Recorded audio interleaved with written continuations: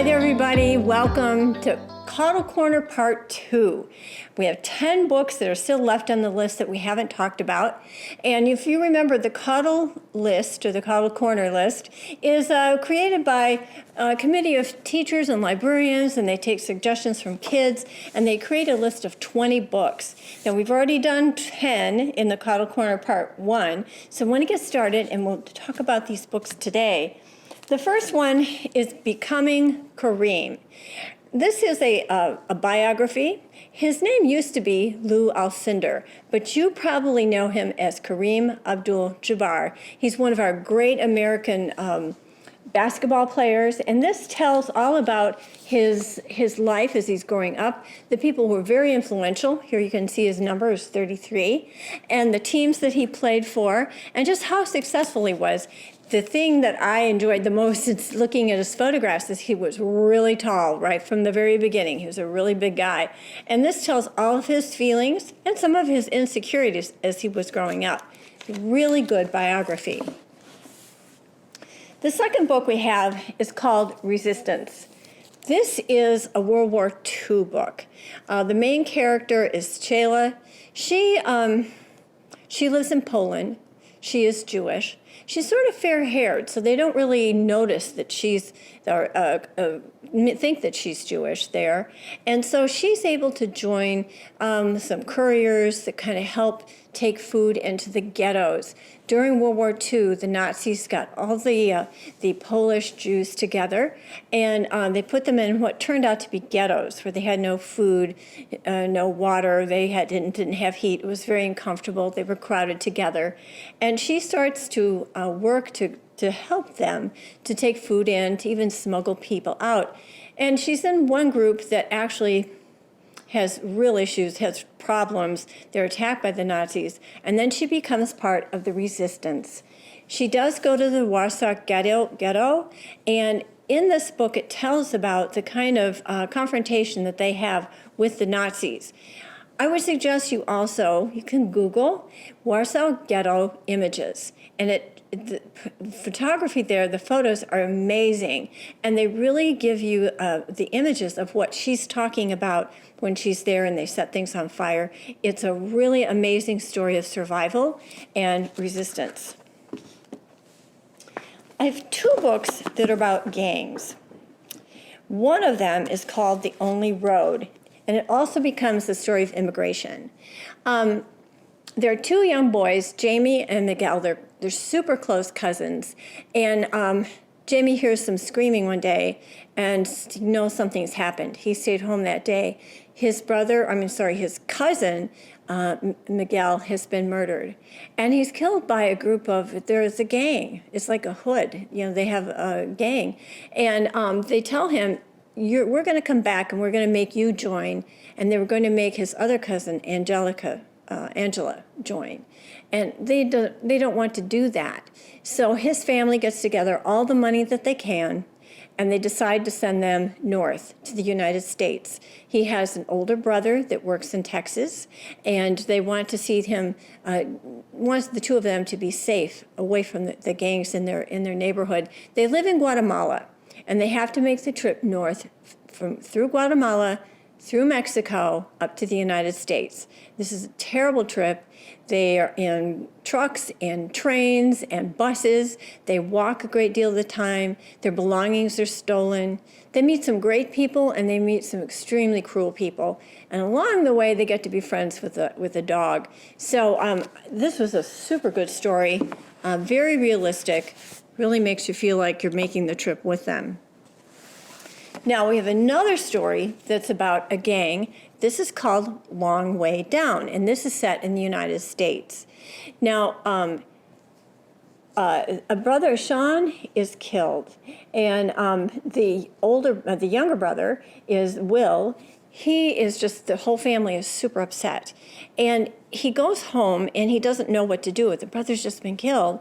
And he remembers something that his brother always tells him. And there are 3 rules, and they're on the back of this cover, so I'm going to read it to you. Number 1, crying. Don't, no matter what. 2, snitching. Don't, no matter what. 3, revenge. Do, no matter what. So Will is very concerned. He's conflicted. He doesn't know if that's something he should do, but he feels in his heart that's what his brother has told him to do. He goes to his brother's room. He does find a gun, and he's decided to go out and find the person that shot his brother. Now, he gets on the elevator and starts going down, and every floor, it opens, and a different person comes in. And he's really confused at first, and people like his father and an uncle and a young girl that he used to know, and something serious had happened to all of them. And eventually, at the last floor, his brother comes in. And they start to tell their stories of what they should or shouldn't have done while they were there. And as they get out of the elevator, they say, "Are you coming? What's his decision? Is he going to go ahead and commit revenge?" Very excellent story. And the one thing I want you to notice is when he's in the elevator, these stops just take a few seconds. And there's actually a time at the top of each one of the elevator stops as to the time that passes between seeing one person to the next. It's also written in verse, so it goes pretty fast. Night Books is one of my very favorite. It's a little bit scary. Night Books is about a young boy named Alex, and he writes unusual stories.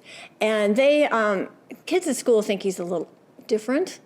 So anyhow, he decides he wants to be just a normal kid, and he doesn't want to do all this writing anymore. So he waits till the middle of the night, and he gets on the elevator with his little satchel of writing, and he gets on the elevator and starts going down.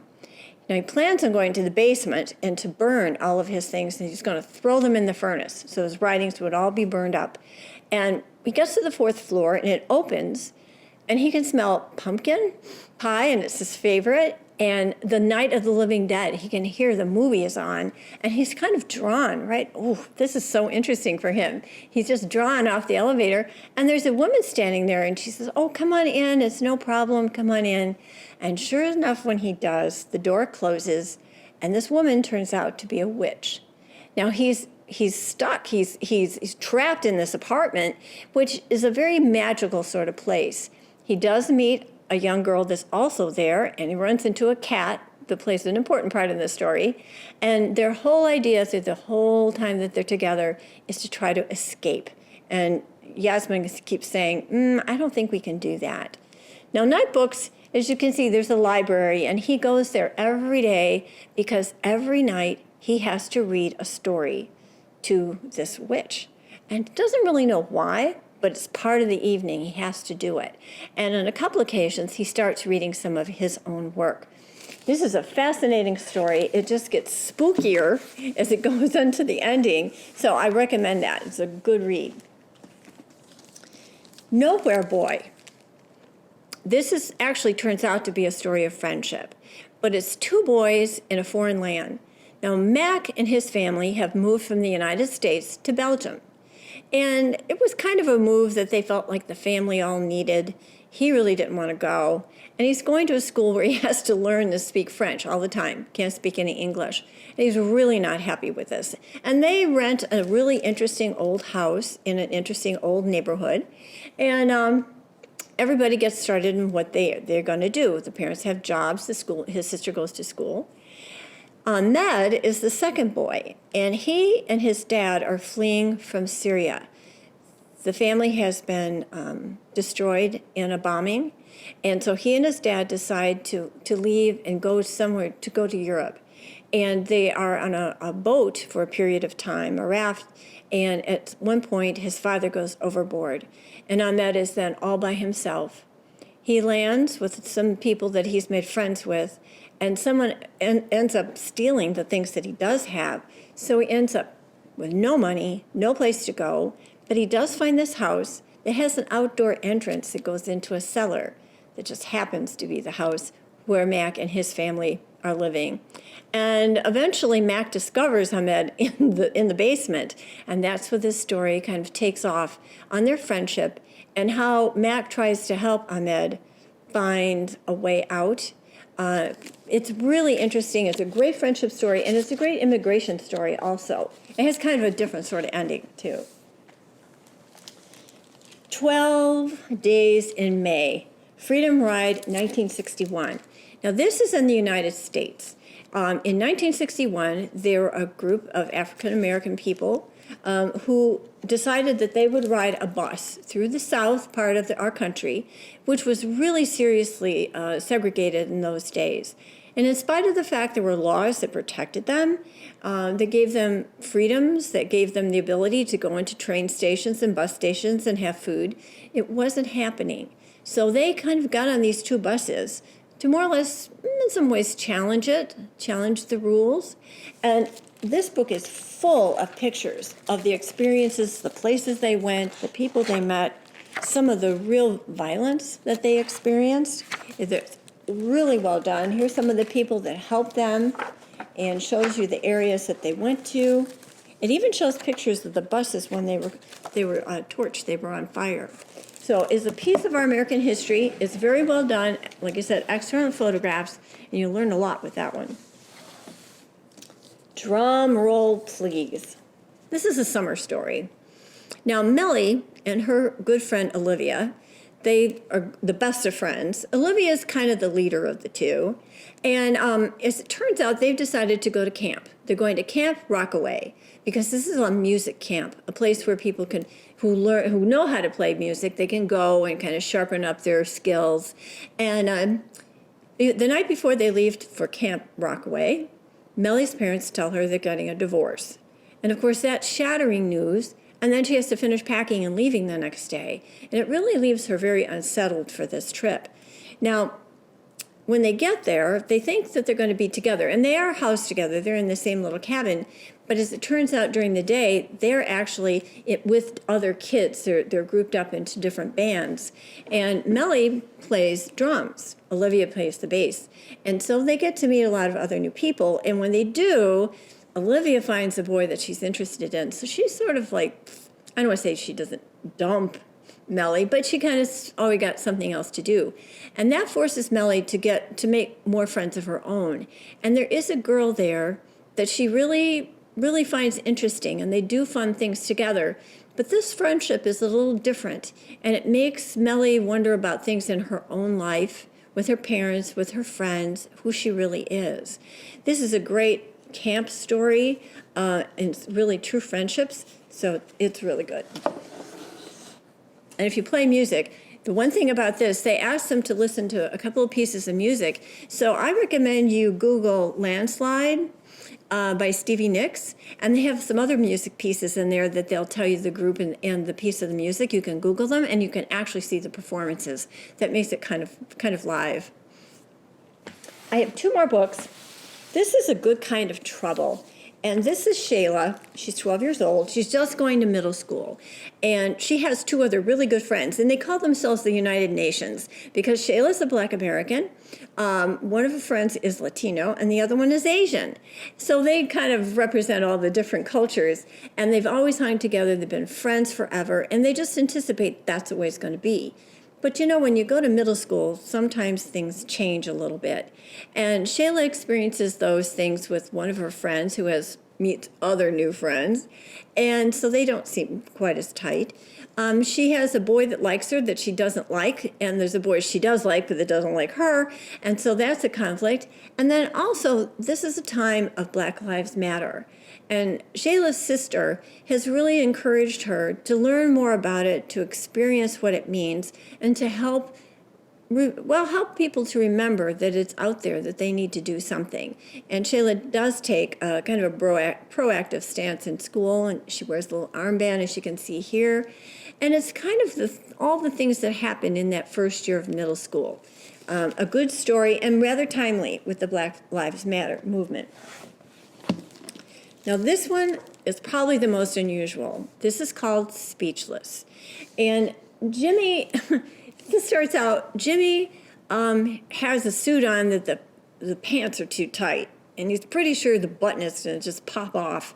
And he's in the suit, and his mother, well, what's happened is his cousin has died very suddenly. He's young, just like Jimmy. And his mother has said, you are going to have to do the eulogy tomorrow. You're going to have to speak at the funeral. And Jimmy is so upset. He's so scared. He has no idea what he's going to be saying, or he has no idea what to say. And it's also his first wake and first funeral. So for anybody who hasn't experienced any of that, Jimmy kind of lets you know, talking to different people in the family, he finds out family secrets. He sees people that not very popular in the family, but he also does a lot of reminiscing because he really didn't like his cousin very much. They didn't get along all that well. And so he has these memories that he tells you the stories, and then you kind of understand why he's feeling so insecure about this. He has a little cousin. It's actually Patrick's sister. This sort of saves the day. It's a very unusual setting, but it's very well written, and you can't help but feel sorry for Jimmy at some points in this book. Now, that's the second 10 of the Rebecca Caudill list. Here at the Bloomington Public Library, we have 2 lists. You can get a paper list like this or a bookmark. Both of them have QR codes. This one will take you to an explanation of what the books are about. This one takes you to our catalog if you would like to put it on hold with your library card and a PIN number. So they're pretty easy. These are available at the library. Currently, we are open all of our regular hours. We don't have a lot of programming here in the building, but you're certainly welcome to come and check out materials just like usual. And we have all of these in our collection. They are all kept together. So if you have a hard time finding a book, looking for one of the book list books is really the easiest. All the Caudills are together, the Blue Stems, and the Monarchs are all together on one shelf. Now, when you come here, we do social distancing, and we always wear a mask, so we hope that you keep yourself safe and that you're doing the same. I hope if you have any questions, just contact us here at the Bloomington Public Library. But until I get to see you again, bye. Take care of yourselves, and don't forget, wear your mask.